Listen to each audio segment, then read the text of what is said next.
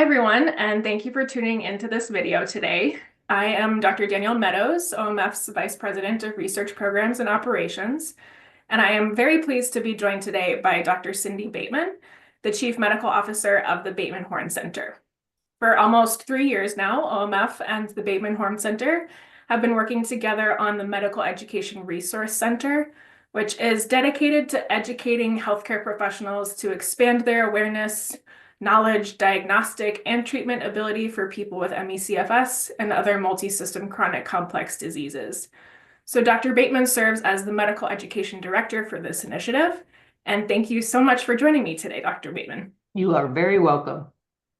To start us off, could you just give a brief overview of some of the activities that you and your team do as part of this Medical Education Resource Center? Yes, medical education is a challenging area because it's not centralized. Our process is try to go to as many different outlets as we can for distributing and reaching out to doctors and other medical providers.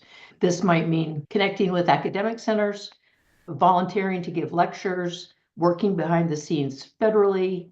We have looked for many continuing medical education credit opportunities, not only in person, but online. We're trying to offer free medical education so we can entice people to access it easily and quickly.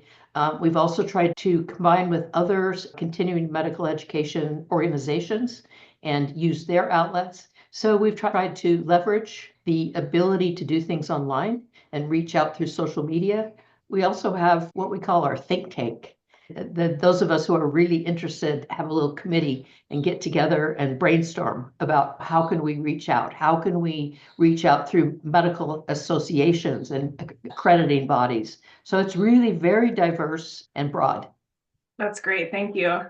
Obviously, with these multi-system chronic complex diseases like ME/CFS, the word complex is in there for a reason. So how do you go about taking the large body of literature out there and your clinical practice and some of the literature that's actually contradictory and start to distill that into clinical practice?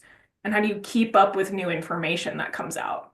Yeah, that's really important. Lucky for me and the Bateman Horne Center, we've been doing this for a long time. And when the COVID pandemic came, we were able to hit the ground running earlier than lots of other people. We've tried to develop strategies for how to approach these complex chronic illnesses. Usually it involves a unifying diagnosis, say long COVID or ME/CFS or something along those lines. And then under that unifying diagnosis, we start to address common comorbid conditions that occur with that illness. And it provides a framework to break through the complexity. For example, if someone who had COVID and hasn't recovered and they have a diagnosis of long COVID, it helps to identify if they have a dysautonomia or an autonomic disorder like postural orthostatic tachycardia syndrome, because that has its own separate literature. It's been around a while. It doesn't have to be redone for COVID at this point. We can draw on all the accredited literature and the leading publications on how to manage dysautonomia. The same with the sleep abnormalities, with chronic pain, with immune problems or mast cell activation. We break it into these treatable, identifiable parts and then can present that in our education.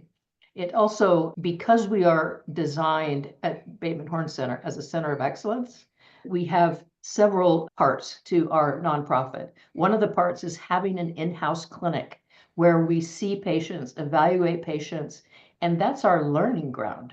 So we can rely on the literature, but we also have decades of experience actually seeing patients, trying out treatments, understanding what works and what the trajectory of illness is.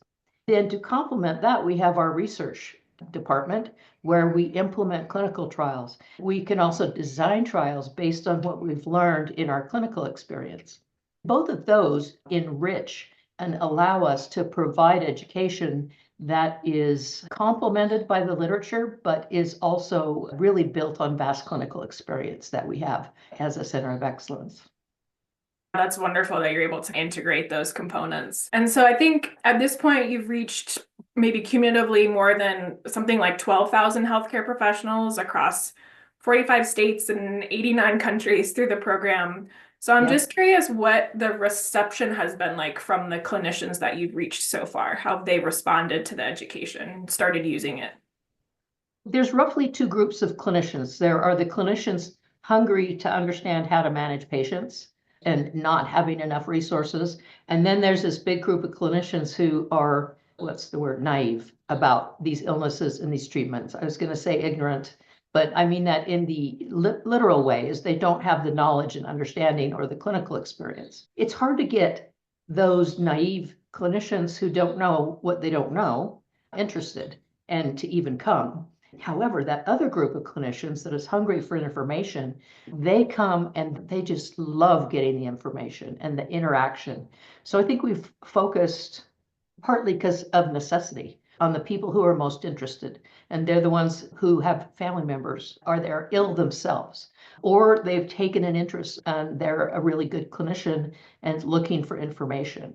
So we've tried to capitalize on that and spread it out. And that's how, if we have a few providers in any given place and we can really help give them information, then they can become a source of knowledge and information in their own communities. That's been a little bit of our process.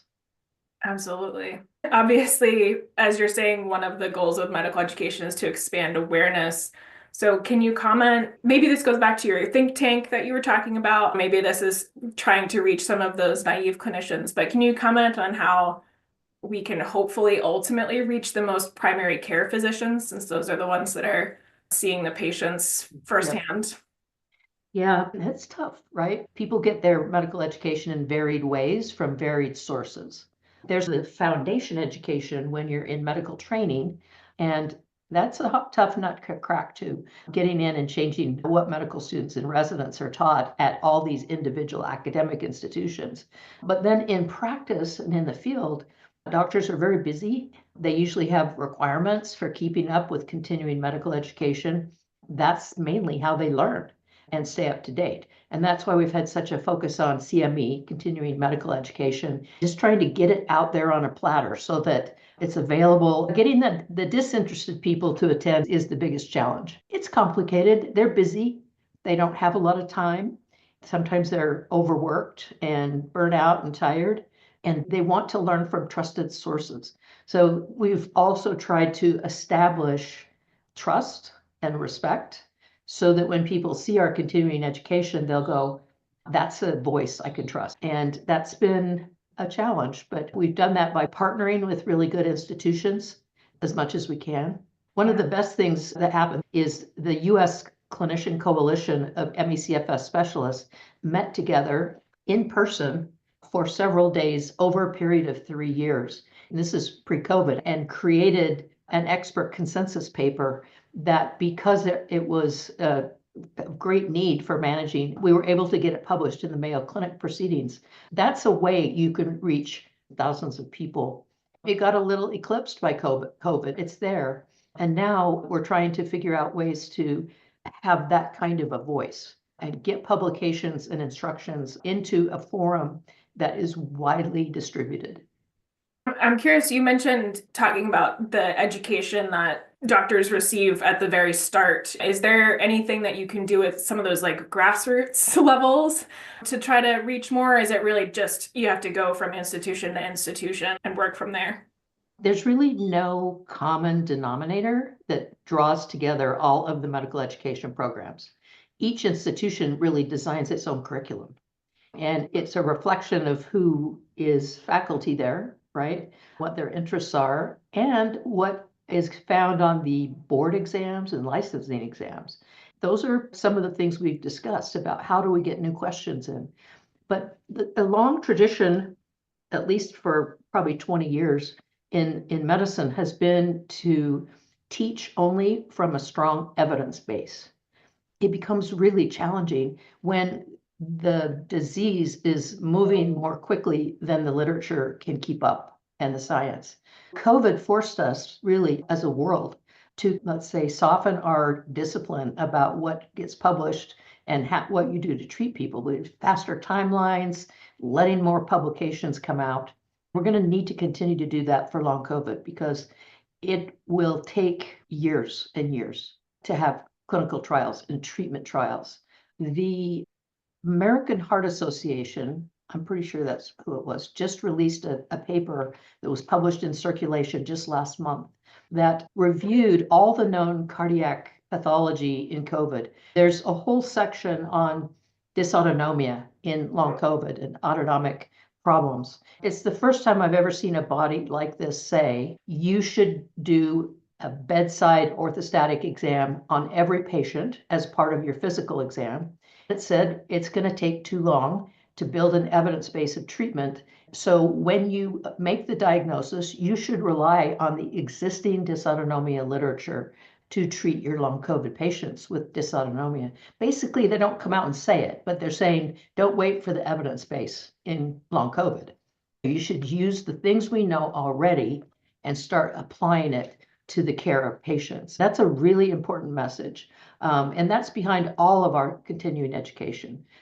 We try to find a way to draw on the well-established literature, even though it's not specific for long COVID or specific for ME/CFS. There is an existing literature that can be applied until we can catch up with the evidence base. Yeah, that's really wonderful. It sounds like you're doing a lot of really diverse and wonderful things to help out this community. So I want to thank you for all that you're doing, both on the education side of things and working with the researchers. It's a really great combination. And I guess we will wrap up our short interview there. So thank you so much for joining me, Dr. Bateman. You are very welcome. You take care. You too.